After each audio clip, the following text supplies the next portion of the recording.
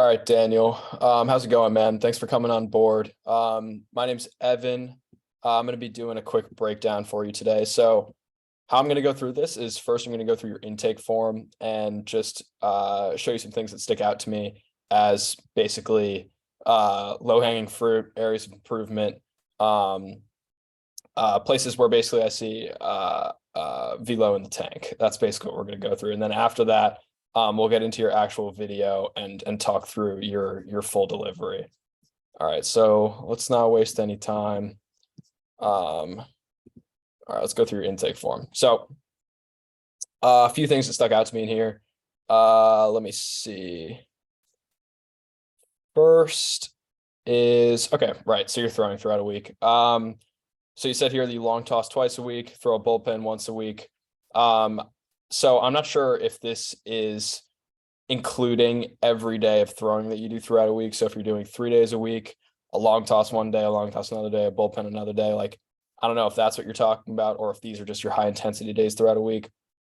Something you'll see in our program is that you're going to be throwing between 5 and 7 days a week.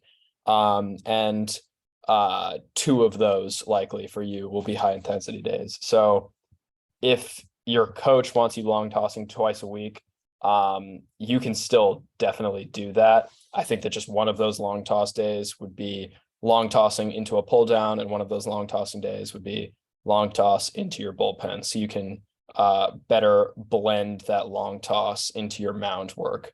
And then outside of that, you're going to have 3 to 4 likely low to medium intensity throwing days where we can really work on your patterns so that they can best translate to your bullpen. So, that's where we're going to want to be feeling our best throughout a week. That's where we want to,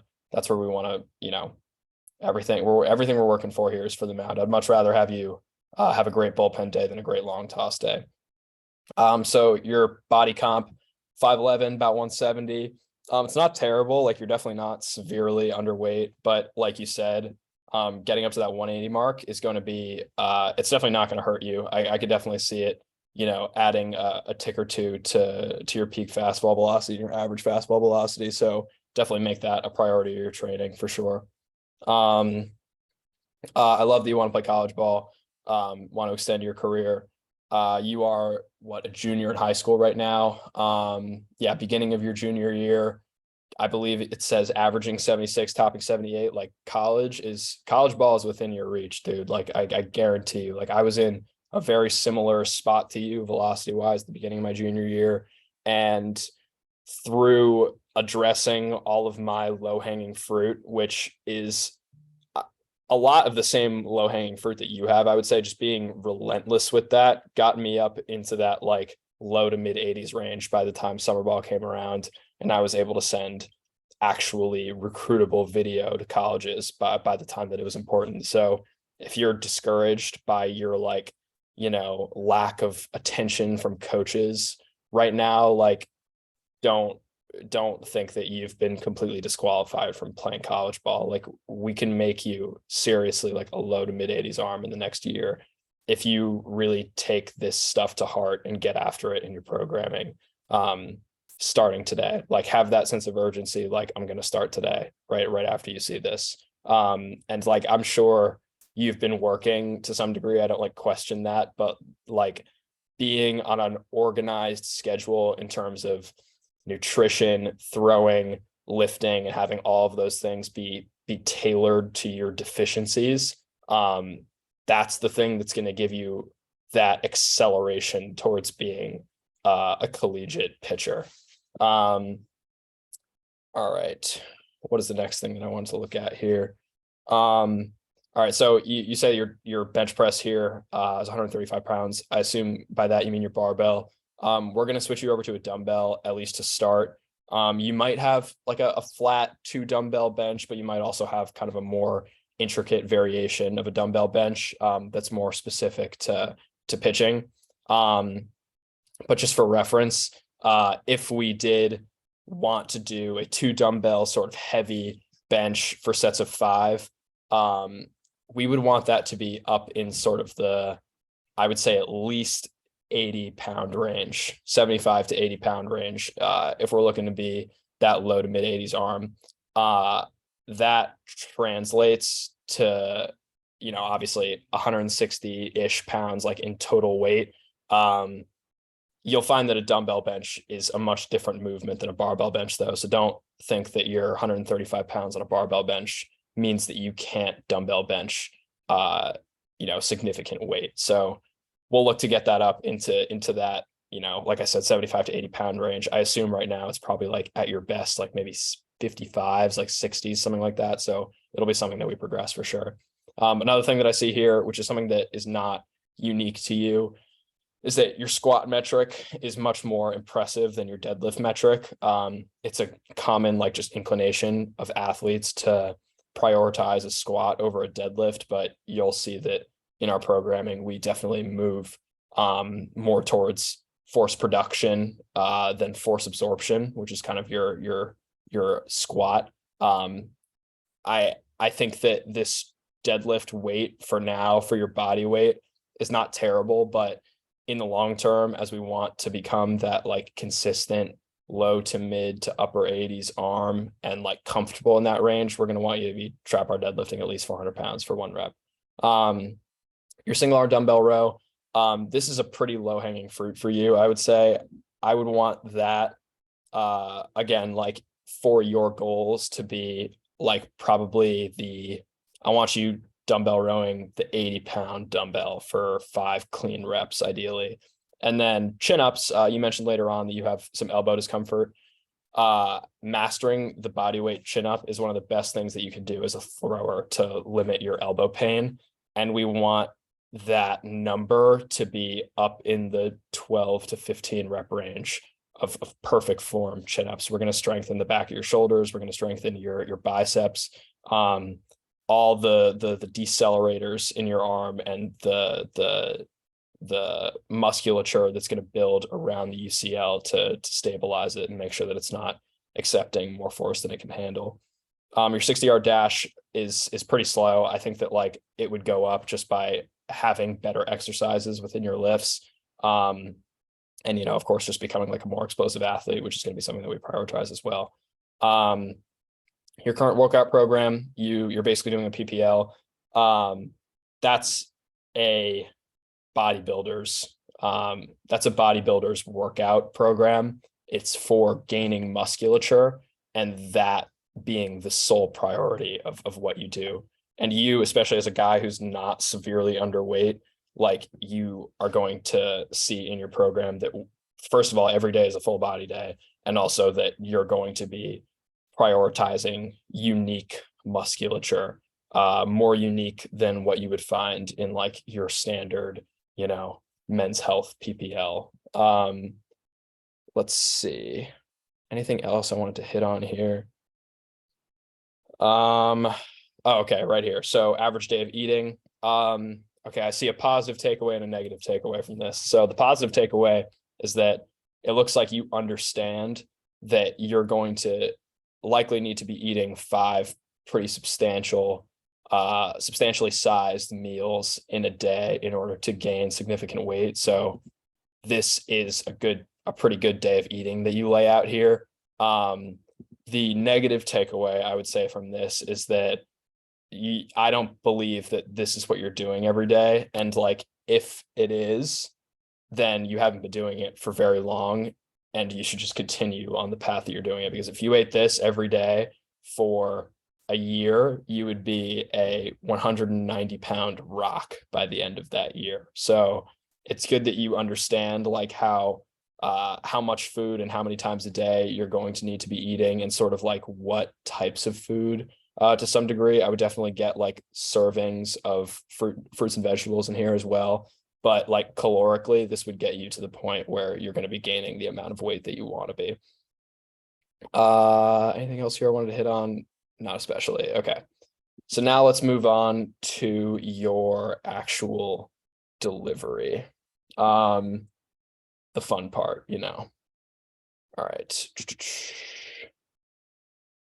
Did I have you open here?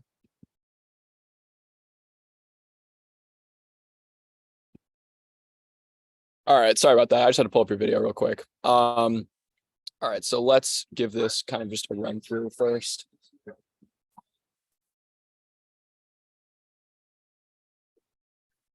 All right.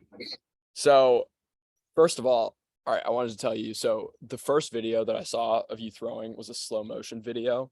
And by looking at the slow motion video alone by itself, just not looking at any of like your strength metrics or body comp or anything else of that degree, I guessed that you were somewhere in that like upper 60s to low 70s range. Like I was surprised when I heard that you were in into the upper 70s. Seeing your video at full speed, it's clear that you are a pretty explosive rotational athlete, which is what it takes to throw hard. There are definitely some things that stick out to me though that made me think that this was going to be much lower than it was. All right, so we're going to move through your delivery from front to back. So everything that happens in the delivery is going to set you up for that next step. So if your first move is no good, then it is going to be really hard to recover from that. And that moves subsequently down the chain. So if the kind of second stage of your delivery is no good, then it will have an adverse effect on the third stage, the fourth stage, et cetera, et cetera. So if you have a problem in the beginning of your delivery, then that is what we're going to look to address first. And then if you fix the first thing in your delivery, and then it's the second, third, and fourth thing that's a problem, then we're going to fix the second thing. And then if it's only the second, fixing the second thing, fix the third thing, then we'll look at the fourth thing next. So that's how this is going to work. First things first is I don't think that your first move is good. I think that it's probably the part of your delivery that's setting you up for failure the most. So I don't want you to get super nitpicky with the second half of your delivery before we address this first part, because we might address the first part and everything after that is just going to clean itself up as a byproduct of having fixed the first thing.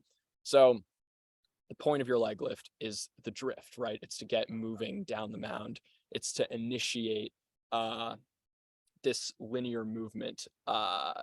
You want to move, there's some truth and some falsehood to this, but you want to move fast down the mound.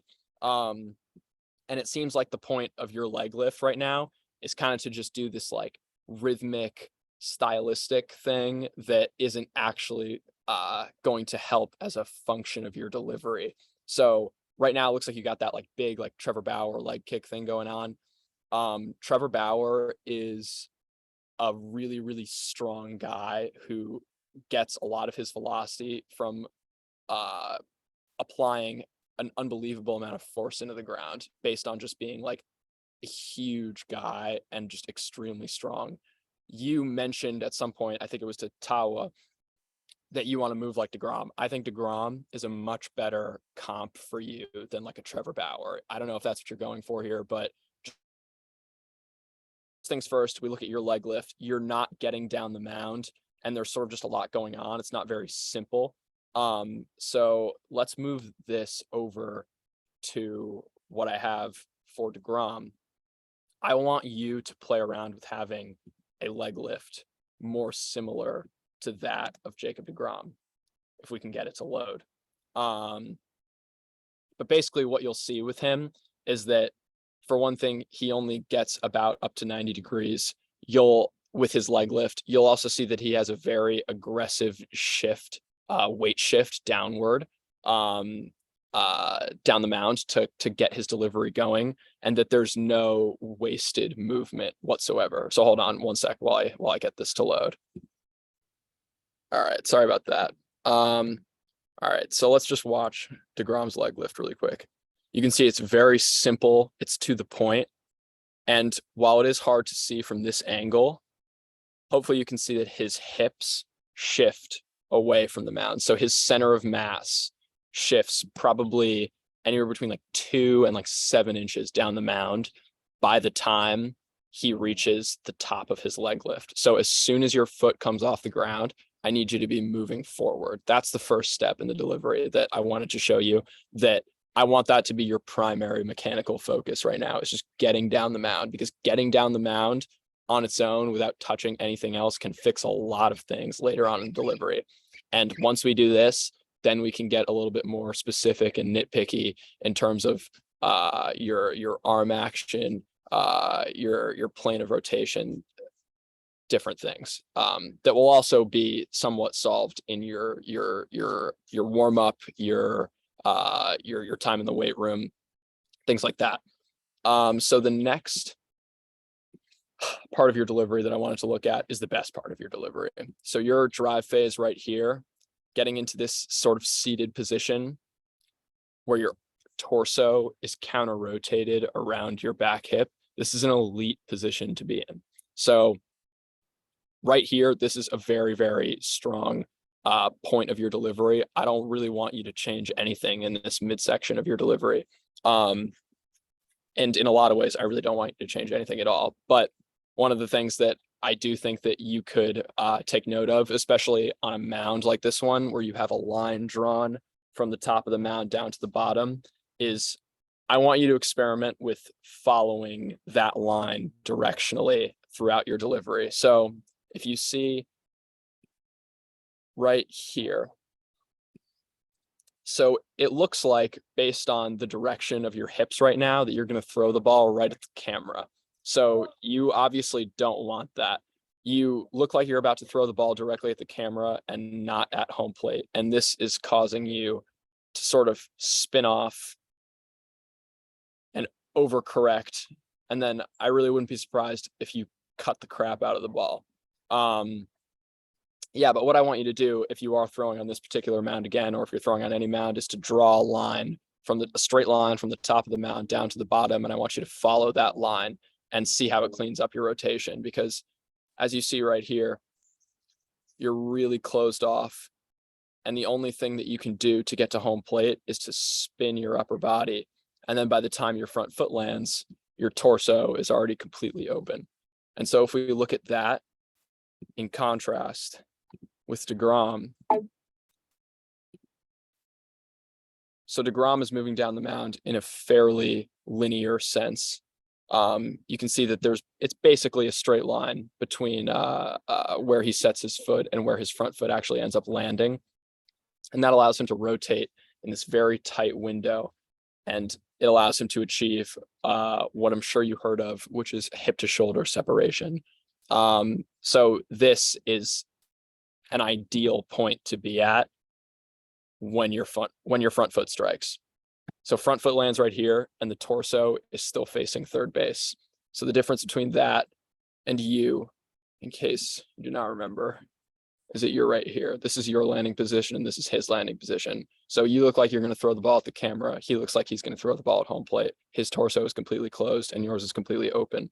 So this is not allowing you to store elastic energy that is going to be propelled forward and into the ball. And then this is sort of the last little like mechanistic thing that I wanted to look at, but it is simply just your layback. So this can either be an issue of like shoulder external rotation on its own. So like just your ability for your shoulder to lay back actively just in this position, right? But like I can't get back to 180 degrees, and damn near nobody can get back to 180 degrees just like that. But as we see throughout a full elastic clean delivery, they do get to 180 degrees. So this is the point that we're going to want to get you to.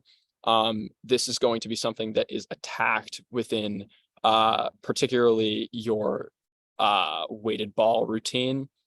Heavy weighted ball will allow you to feel this relaxation into layback like that. That's what we want to feel. We want to feel you getting to this 90-degree closed off position and then pull the arm through with the pec and allow the arm to relax into 180 degrees of layback and pull through.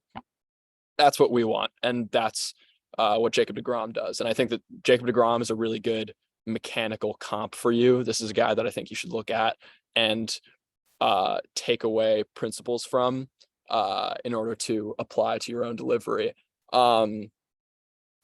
I think that that is just about it for you. So I hope that this was really helpful for you as a starting point. Um, Something that I want you to just generally take away from this is that uh, you are a guy that has a ton of low-hanging fruit within your delivery in itself and also in your strength metrics. And I do not want you to take that away as like, oh, I'm like bad in this area and I'm bad in this area. I'm bad in so many areas. Like, you do that, you're very like underdeveloped in all these areas, and yet you still figure out a way, your body still figures out a way to throw upper 70s, which is impressive.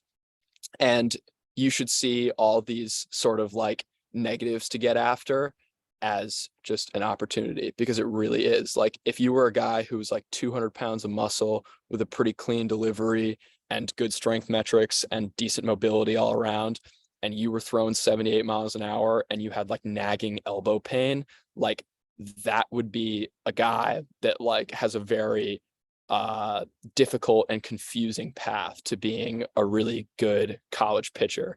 Your path isn't really confusing at all. Like for instance, me, like, okay, I hit 87 miles an hour at 146 pounds. Okay.